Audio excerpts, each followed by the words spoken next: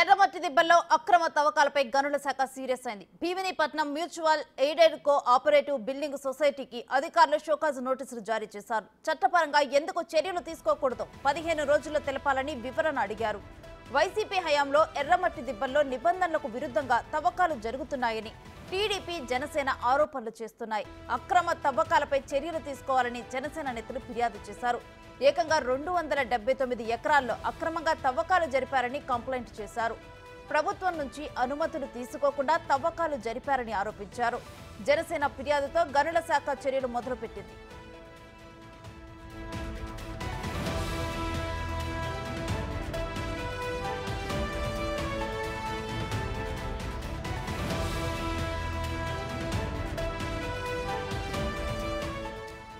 విశాఖ ఎర్రమట్టి దిబ్బల్లో అక్రమ తవ్వకాలపై గనుల శాఖ సీరియస్ అయింది. Bheemunipatnam mutual aided co operative building సొసైటీకి అధికారులు షోకాజ్ నోటీసులను జారీ చేశారు. చట్టపరంగా ఎందుకు చర్యలు తీసుకోకూడదో 15 రోజుల్లో తెలపాలని వివరణ కోరారు. వైసీపీ హయాంలో ఎర్రమట్టి దిబ్బల్లో నిబంధనలకు విరుద్ధంగా తవ్వకాలు జరుగుతున్నాయని టీడీపీ జనసేన ఆరోపణలు చేశాయి. అక్రమ తవ్వకాలపై చర్యలు తీసుకోవాలని జనసేన నేతలు ఫిర్యాదు చేశారు. ఏకంగా 279 ఎకరాల్లో అక్రమంగా తవ్వకాలు జరిపారని కంప్లైంట్ చేశారు. ప్రభుత్వం నుంచి అనుమతులు తీసుకోకుండా తవ్వకాలు జరిపారని ఆరోపించారు. జనసేన ఫిర్యాదుతో గనుల శాఖ చర్యలు మొదలుపెట్టింది.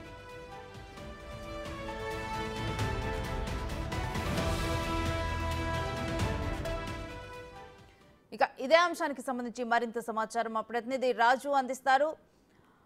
రాజు, ఎర్రమట్టి దిబ్బల్లో తవ్వకాల మీద జనసేన అండ్ టీడీపీ కూటమి చేసిన కంప్లైంట్ గురించి, ఆ ఫిర్యాదులో పేర్కొన్న అంశాల గురించి డీటెయిల్స్ ఏంటి?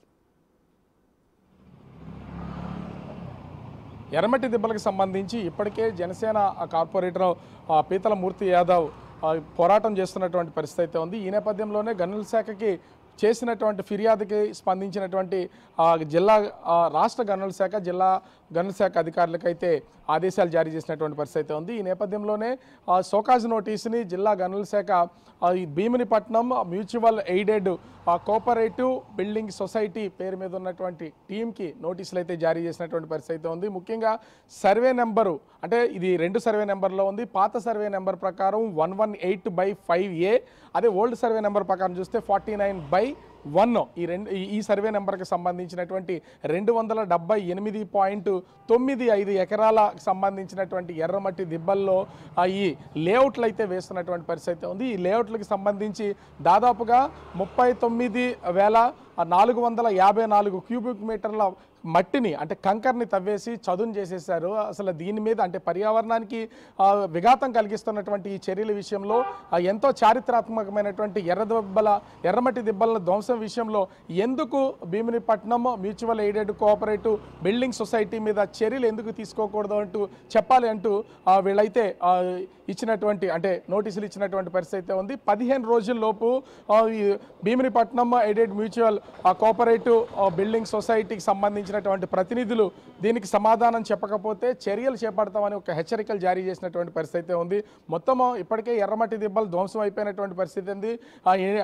వాటర్మెన్ ఆఫ్ ఇండియాగా పేరొందినటువంటి వ్యక్తి కూడా ఇక్కడికి రావడం, మొత్తం అంతా కూడా పరిశీలించి ఒక రిపోర్ట్ కూడా ఆయన తయారు చేసుకున్నటువంటి పరిస్థితి కనిపిస్తుంది. ఎప్పటి నుంచో అటు టీడీపీకి సంబంధించినటువంటి వాళ్ళు, జనసేనకు సంబంధించినటువంటి వాళ్ళు, కమ్యూనిస్టులు కూడా తీవ్రమైనటువంటి ఆందోళన చేస్తున్నారు. ఎంతో చరిత్ర కలిగినటువంటి ఎర్రమట్టి దిబ్బల్ని ధ్వంసం చేస్తున్నారని. అయితే సుదీర్ఘమైనటువంటి పోరాటం తర్వాత కొత్త ప్రభుత్వం, ఎందుకంటే గత ప్రభుత్వంలోనే ఈ ఎర్రమట్టి దిబ్బల ధ్వంసం, దాంట్లో ఉన్నటువంటి వేలాది చెట్లను ఎక్కడికక్కడ నరికేస్తూ వచ్చినటువంటి పరిస్థితి అయితే ఉంది. అధికారులు కూడా ఇప్పటివరకు పట్టించుకున్నటువంటి దాఖలాలు లేవు. అటు ప్రభుత్వ యంత్రాంగం కానీ, రాజకీయ నాయకులు కానీ ఎవరూ పట్టించుకున్నటువంటి పరిస్థితి అయితే ఉంది.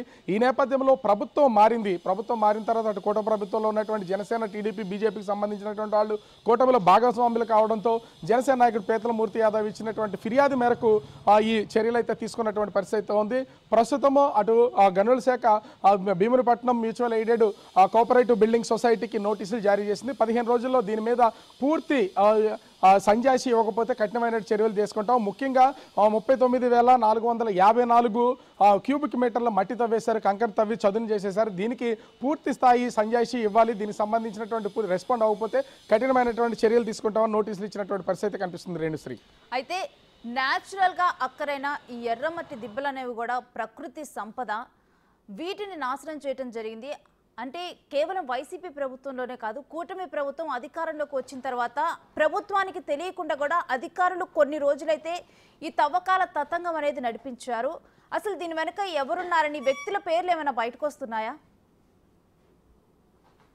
అంటే ఇప్పటివరకు వ్యక్తుల్ని ఈ ఫలానా వ్యక్తి దీన్ని మొత్తం ధ్వంసం చేస్తున్నారనే పేర్లు అయితే ఇప్పటివరకు బయటకు వచ్చినటువంటి దాఖలాలు అయితే లేవు. కానీ 2019లో అధికారులకు వైసీపీ అధికారులకు వచ్చినప్పటి నుంచి దాదాపుగా 2020 నుంచి కూడా మా ఎర్రమట్టి దిబ్బల విధ్వంసం అనేది కొనసాగుతూ ఉంది. ముఖ్యంగా మొదటిలో అక్కడ ఉన్నటువంటి చెట్లన్నింటినీ కూడా కొన్ని వందల కాదు వేలాది చెట్లని నరికేసినటువంటి పరిస్థితి అయితే ఉంది. తర్వాత అటు అంటే భోగాపురం ఎయిర్పోర్ట్కి భీమిలీ నుంచి అంటే విశాఖపట్నం టు భీమిలీ నుంచి భోగాపురం ఎయిర్పోర్ట్కి అనుసంధానం చేస్తూ 8 లైన్స్ రోడ్డు వేయాలనే ఒక ప్రతిపాదన అయితే ఉంది. ఆ ప్రతిపాదన అనే దాన్ని సాకుగా చూపించి ఎర్రమట్టి దిబ్బలలో అంటే వాటిని టచ్ చేస్తూ వెళ్తూ ఉన్నటువంటి రోడ్డుకి దీన్నైతే వీళ్ళు ఒక రూట్ మ్యాప్ ఇచ్చినటువంటి పరిస్థితి ఉంది. దీన్ని వంకగా చూపించి మొత్తం అంతా కూడా చెట్లు నరికేశారు. తర్వాత మట్టిని ధ్వంసం చేసి ఎర్రమట్టి దిబ్బలంతా ధ్వంసం చేసి పూర్తి స్థాయిలో చదును చేసినటువంటి పరిస్థితి అయితే ఉంది. అయితే వైసీపీకి సంబంధించినటువంటి నాయకులతో పాటుగా ఇప్పుడు ఈ Bheemunipatnam mutual aided cooperative building సొసైటీకి సంబంధించినటువంటి వ్యక్తులు కూడా అటు వైసీపీకి సంబంధించినటువంటి వాళ్ళే ఉండడంతో వీళ్ళే దీనికి సంబంధించి అంటే సొసైటీ పేరును యూజ్ చేసుకుని 278.95 ఎకరాలను ధ్వంసం చేసే ప్రయత్నం అయితే చేశారు. అక్కడ ఇళ్ల నిర్మాణానికి లేఅవుట్లు వేయడానికి వీళ్ళైతే ప్లాన్ చేశారు. దాన్ని అడ్డుకోవాలని చెప్పేసి పోరాటాలు అయితే జరుగుతున్నాయి. స్పెసిఫిక్గా ఒక కీలకమైనటువంటి నాయకుడు వైసీపీ నాయకుడు పేరు ఎవరిది కూడా బయటికి రానివ్వకుండా వీళ్ళ ముందస్తుగానే తెలివిగా ఈ సొసైటీ పేరును యూజ్ చేసుకుని ఈ తతంగం అంతా నడిపించినటువంటి పరిస్థితి కనిపిస్తుంది. ఈ నేపథ్యంలోనే అటు జనసేన నాయకుడు మూర్తి యాదవ్ ఇచ్చినటువంటి ఫిర్యాదుకి ఇప్పుడు గనుల శాఖ అయితే దీని మీద రెస్పాండ్ అయ్యి నోటీసులు జారీ చేసినటువంటి పరిస్థితి కనిపిస్తుంది. రేణుశ్రీ, అయితే అప్పటి ప్రభుత్వంలో చేసిన ఈ తవ్వకాలకి అప్పుడు తీసుకోవాల్సిన పర్మిషన్స్ అన్ని కూడా తీసుకోవటం జరిగిందా రాజు? అంటే ఇప్పటి వరకు 2019 నుంచి అంటే దాదాపుగా 20 తర్వాత ఈ ఎర్రమట్టి దిబ్బల విధ్వంసం అనేది కొనసాగుతూ వస్తున్నటువంటి పరిస్థితి ఉంది. దాదాపుగా 4.5 సంవత్సరాలు ఎర్రమట్టి దిబ్బల్ని చదును చేస్తున్నారు, చెట్లు నరుకుతున్నారు, అది మొత్తం ధ్వంసం చేస్తున్నారు. అధికార యంత్రాంగం 2019 నుంచి 2024 వరకు అంటే అప్పుడున్నటువంటి అధికారులే కంటిన్యూ అవుతూ వచ్చారు. అంటే ఉన్నత స్థాయిలో ఉన్నటువంటి అధికారులు కలెక్టర్ కానీ లేదా ఇతర ఉన్నతాధికారులు మార్పు అయితే జరిగింది. కానీ కింది స్థాయి ఉద్యోగులు ఆర్డీఓలు కానీ ఎంఆర్ఓలు కానీ ఇప్పుడు స్థానిక సంస్థలకు సంబంధించినటువంటి అధికారులు కానీ ఏ ఒక్కరు కూడా మార్పు చేర్పులు చేసినటువంటి పరిస్థితి లేదు. ప్రభుత్వం మారి ఇప్పటికి 2 నెలలు గడుస్తున్నా కూడా పాత అధికారులే ఇప్పుడు భీమిని పట్టణానికి సంబంధించి కానీ cooperative mutual aided cooperative building సొసైటీకి సంబంధించి కానీ అదేవిధంగా ఆర్డీఓలు కానీ వీళ్ళందరూ పాత వాళ్లే ఉన్నటువంటి పరిస్థితి అయితే కనిపిస్తుంది. అధికారులు మార్పు లేకపోవడంతో గత ప్రభుత్వంలో ఉన్నటువంటి ఏదైతే వాళ్ళకి అనుకూలంగా చేశారో ఇప్పుడు కూడా అదే అధికారులు అనుకూలంగా చేస్తున్నటువంటి పరిస్థితి కనిపిస్తుంది. పాత ప్రభుత్వంలో ఏ విధంగా అయితే ఎర్రమట్టి దిబ్బలు తవ్వకాలు జరిగాయి వాటిని చదును చేస్తూ వచ్చారు. కొత్త ప్రభుత్వం వచ్చిన 2 నెలల్లో కూడా అంటే దాదాపుగా ఒక 15 రోజుల క్రితం వరకు కూడా ఆ తవ్వకాలు అనేవి కంటిన్యూ అవుతూనే ఉన్నాయి. కానీ అధికార యంత్రాంగం ఎవరూ పట్టించుకోలేదు. జిల్లా కలెక్టర్ కొత్తగా అంటే కలెక్టర్గా నియమించబడినటువంటి హరేంద్ర ప్రసాద్ ఛార్జ్ తీసుకున్న తర్వాత అసలు ఎర్రమట్టి దిబ్బల్లో మీద మళ్ళీ ఒకసారి ఇక్కడ కలెక్టర్కి నేరుగా ఫిర్యాదు చేసినటువంటి నేపథ్యంలో కలెక్టర్ పరిశీలనకి వెళ్ళడం, తర్వాత వాటర్మెన్ ఆఫ్ ఇండియాగా పేరొందినటువంటి వ్యక్తి వెళ్ళడం, వీటన్నిటిని పరిశీలించడం, తర్వాత కమ్యూనిస్టులు వెళ్ళడం, తర్వాత భీమిలి ఎమ్మెల్యే గంటా శ్రీనివాసరావు వరుసగా ఒకరి తర్వాత వెళ్ళిన తర్వాత అక్కడ ఉన్నటువంటి అంటే తవ్వకాలని చదును చేయడానికి ఆపారు. అక్కడ ఉన్నటువంటి ఎక్విప్మెంట్ అన్ని జాయింట్ కలెక్టర్ స్వాధీనం చేసుకోవాలని ఆర్డర్స్ ఇచ్చినా కూడా అప్పటికే ఇక్కడ ఉన్నటువంటి అధికారులు వెంటనే వాళ్ళకి సమాచారం అందించడం, అక్కడ నుంచి మెషినరీని అంతా కూడా పంపించేసినటువంటి పరిస్థితి కనిపిస్తుంది. అంటే అధికార యంత్రాంగమే గత ప్రభుత్వానికి సహాయం చేసినట్లుగా ఇప్పుడున్నటువంటి వాళ్ళకు కూడా సహాయం చేస్తున్నటువంటి నేపథ్యంలో ఈ తవ్వకాలు అనేవి ఎక్కడ ఆగకుండా యథేచ్ఛగా జరిగినటువంటి పరిస్థితి ఉంది.